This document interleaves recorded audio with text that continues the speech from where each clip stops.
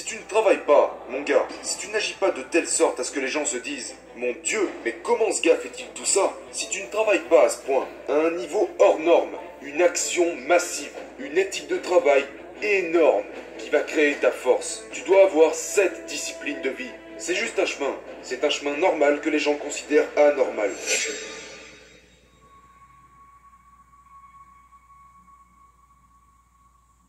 Aujourd'hui, je vais vous parler de succès. Succès, devoir, obligation, responsabilité. Si vous approchez le succès d'une quelconque autre manière, la plupart des gens pensent, eh bien, si l'économie fonctionne, je réussirai. Je réussirai quand cette chose arrivera. Si je gagne à la loterie, je réussirai.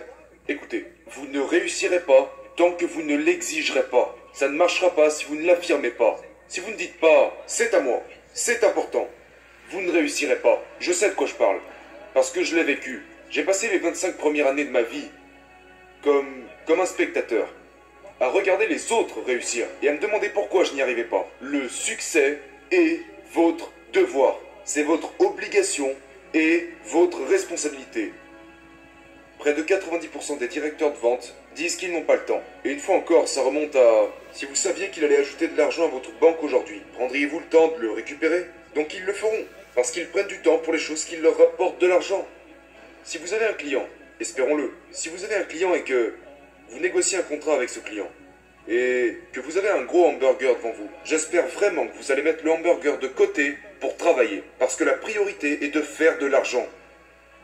Dans le même sujet, ce directeur ne croit pas que les formations de vente se convertissent ou permettent de gagner plus d'argent. Donc il ne prend pas de temps pour ça. En fait, quand vous dites que vous n'avez pas le temps, ce que vous dites en réalité, c'est « ce n'est pas ma priorité ».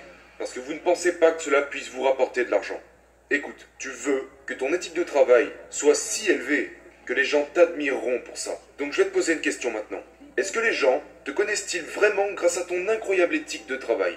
Si tu ne peux pas répondre oui à cette question, mon gars, tu ne fais même pas partie du top des 10%. Tu dois arriver au sommet. Les gens doivent te connaître, pas parce que « Oh, c'est un bon vendeur. Oh, il est bon à ça. Oh, c'est un artiste. Oh, c'est un pianiste. Oh, il a écrit une super, tu sais, histoire. » Les gens ont besoin de te connaître pour une chose en priorité. Il travaille.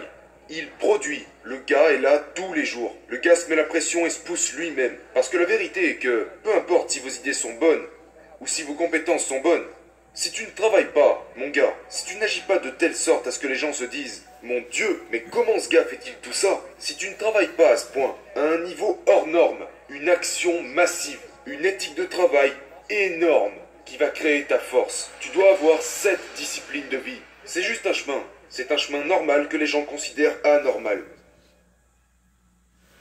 Si vous ne travaillez pas à ce niveau-là, vous n'aurez rien. Bâtissez votre éthique de travail. L'éthique de travail. Renseignez-vous. La plus grande lutte était de contourner les gens qui disaient que je pourrais pas le faire. Sérieusement, c'est le plus grand combat. Genre, vous parlez à un gars qui vous dit « Ouais, tu peux y arriver ». Et le lendemain, vous l'entendez dire aux autres « Non, c'est un malade, il y arrivera jamais ». Vous savez, il y a si peu de gens qui vous diront de le faire. La plupart vont vous dire « Économise ton argent, protège-toi, fais attention, ne prends pas de risques ». Prendre des risques est la meilleure façon de les éviter. Donc, la plus grande bataille que j'ai dû mener a été menée contre ma famille. Les personnes les plus proches de moi étaient en réalité les plus dangereuses. À chaque fois que je sortais pour faire un nouveau deal, tout le monde me disait « Mais tu n'as pas besoin de faire un truc pareil. Tu dois avoir du carburant dans ton tank. Mais sache que dès que tu voudras accélérer, il y aura quelqu'un à l'arrière qui te dira « Sois prudent. » Mais personne n'aime être dérangé par les passagers de la banquette arrière, d'accord? Donc ils sont assis à l'arrière et ils exerceront toujours une pression mentale sur les freins quand vous essaierez d'accélérer. La négativité est juste négative. Il n'y a pas d'argent, il n'y a pas d'avenir en étant négatif. Donc quelle est la solution? Tu sais, je ne peux pas faire ça, nous ne pouvons pas faire ça, ça ne peut pas arriver, c'est pas possible. Oh mon Dieu, les taxes sont trop élevées, les taxes sont trop... Tu es pessimiste, mon gars. C'est négatif. C'est négatif. Regarde, il y a tellement d'abondance dans la négativité qu'à proprement dit, ça devrait vous suffire pour vous faire comprendre qu'il n'y a pas de valeur là-dedans. Vous devez vous engager à servir. Vous devez vous engager genre, hey, j'ai une cible. Je sais que lorsque nous n'atteignons pas les objectifs ici dans mon bureau, la première chose que je demande, sans tenir compte du service internet, de mon service de comptabilité, ou de l'équipe de vente, je vais poser une question. Quelle est la cible? Pas de cible, pas de vente.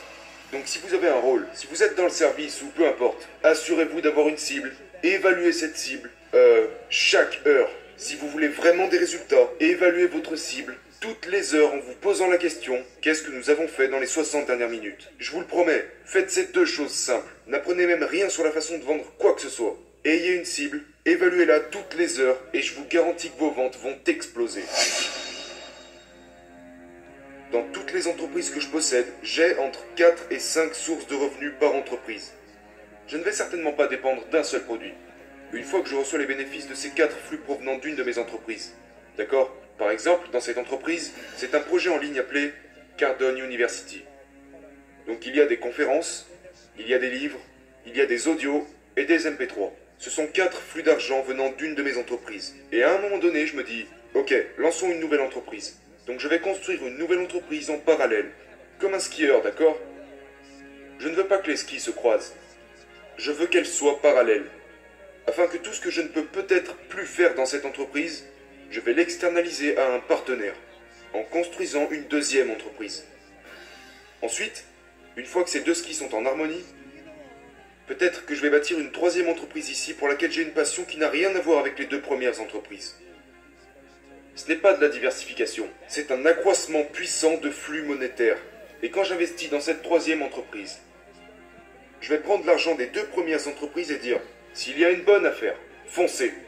Mais si vous n'êtes pas sûr de vous, n'y mettez pas un seul centime. Il y a tellement d'erreurs que font les vendeurs, je pense qu'ils doivent revenir aux fondamentaux. Mais vous ne vendez même pas des solutions, je veux dire. Avant même cela, je dirais que la plus grosse erreur est que les gens ne sont pas stimulés par ce qu'ils font. Ils ne sont même pas actifs. Ils ne montrent aucun intérêt pour le processus. Et ils perdent leur intérêt. Dernièrement, j'étais à Barcelone. Je passais devant une boutique et je regardais une montre depuis dehors. La boutique n'était pas fermée. J'aurais pu acheter cette montre. J'avais les moyens de l'acheter. Donc je me promenais dans la boutique pendant mes vacances et je regardais cette montre. Je savais exactement quelle montre je recherchais. Et quand je suis parti, ma femme m'a dit « Qu'aurait-il pu faire pour conclure la vente ?» Et j'ai dit qu'ils auraient pu continuer de croire qu'ils pouvaient me la vendre. Ils auraient pu garder cet état d'esprit. Ce que je veux dire par là, c'est que si vous n'êtes pas intéressé, si vous ne pensez pas pouvoir conclure une vente, vous ne vendrez rien. Donc la principale erreur que commettent les vendeurs et les gestionnaires dans leur boutique est qu'ils supposent faire des ventes à certains jours plutôt que d'autres. Je vais dans chaque opportunité, avec chaque client potentiel, chaque appel téléphonique, peu importe à quel point la vente peut être complexe ou ordinaire. J'ai la conviction que je peux vendre ce produit, ce jour-là, à tout moment. Exploitez votre potentiel, pas votre quota. Si vous voulez rester vraiment motivé, si vous voulez répondre à la question de savoir pourquoi les gens qui ont déjà réussi continuent de travailler, c'est parce qu'ils n'opèrent pas sur des quotas, ils opèrent sur leur potentiel. Ils sont motivés à atteindre leur potentiel. Ceci est également lié à leur obligation morale. Ils savent de quoi ils sont capables. Personne ne peut vous dire de quoi vous êtes capable. Vous êtes le seul à le savoir. Donc exploitez votre potentiel et pas votre quota. Les quotas sont des nombres, mais qu'est-ce qu'ils représentent? Quelqu'un pourrait dire, ton quota est de ta. Ok, mais basé sur quoi? Comment tu es arrivé à ce quota? Les gens choisissent un certain quota ou un certain nombre parce qu'ils pensent que c'est important ou simplement pour se comparer à d'autres personnes dans leur industrie. N'opérez pas sur les quotas. Vous les voulez, bien sûr que vous les voulez, mais ce qui vous motive, c'est l'atteinte de votre potentiel. Et certainement pas quelques nombres ou quelques mécanismes. Mon potentiel, je le connais. Je sais à quoi il s'apparente. Et vous devez connaître le vôtre. Exploitez votre potentiel, pas seulement un quota. Et je vous le promets, vous serez extrêmement motivé. Jour et nuit. Quand les choses tournent mal, vous devez fournir encore plus d'efforts. Vous allez devoir dépenser de l'argent que vous ne pensiez même pas dépenser. Mais accrochez-vous, restez dans la course. N'abandonnez pas, travaillez. D'accord? Je sais à quel point c'est dur. Je sais que c'est dur. Je sais qu'il y a des moments où vous vous dites « Mon Dieu, mais qu'est-ce que je suis en train de faire ?» Et continuez de travailler.